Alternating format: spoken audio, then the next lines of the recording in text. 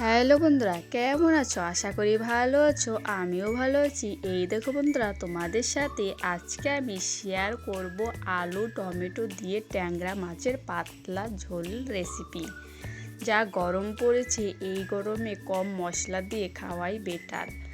সেই জন্য এখানে দেখো টাটকা টাটকা একদম ট্যাংরা মাছ নিয়ে আসছে, অনেক বড় বড় সাইজের। বাজার থেকে এক্ষুনি নিয়ে আসলো। দেখো এখনও নড়ছে। আর দেখো আমি কেটে ধুয়ে পরিষ্কার করে নিলাম। সবগুলো মাছের মধ্যে একদম ডিম ভর্তি। এই মাছগুলো খেতে ভীষণই ভালো লাগবে। দেখো কি সুন্দর, মাছগুলো দেখেই মন ভরে যাচ্ছে। মাছগুলো পরিষ্কার করে ধুয়ে নিয়ে এসেছি। তারপর নুন হলুদ মাখিয়ে নিলাম। তারপর কড়াইতে সর্ষের তেল দিয়ে মাছগুলো ভেজে উঠিয়ে নিলাম। পরের কটা দিয়ে দিলাম, সবগুলো ভেজে উঠিয়ে নিলাম। দেখো সবগুলো মাছ ভাজা হয়ে গেছে। আর দেখো মাছের পেটে ডিমগুলো কি সুন্দর, একদম বড় বড় সাইজের ট্যাংরা মাছ, দেখেই মন ভরে যাচ্ছে। আর এখানে সবজির জন্য নিয়েছি আলু আর টমেটো, আর মশলার জন্য আদা কাঁচা লঙ্কা। এই সামান্য মশলা দিয়েই এই গরমে খেতে এই রেসিপি ভীষণই ভালো লাগে।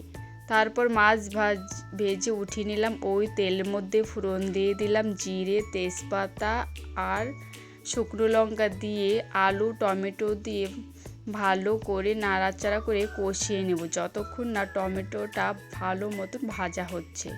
তারপর স্বাদ মতো নুন, 1 চামচ হলুদের গুঁড়ো দিয়ে ভালো করে কষিয়ে নেব।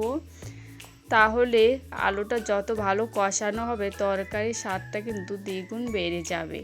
তারপর কাঁচা আদা আর কাঁচা লঙ্কা বাটাটা দিয়ে দিলাম এর মধ্যে। এই মশলাটা দিয়ে আবারও কিছুক্ষণ কষিয়ে নেব।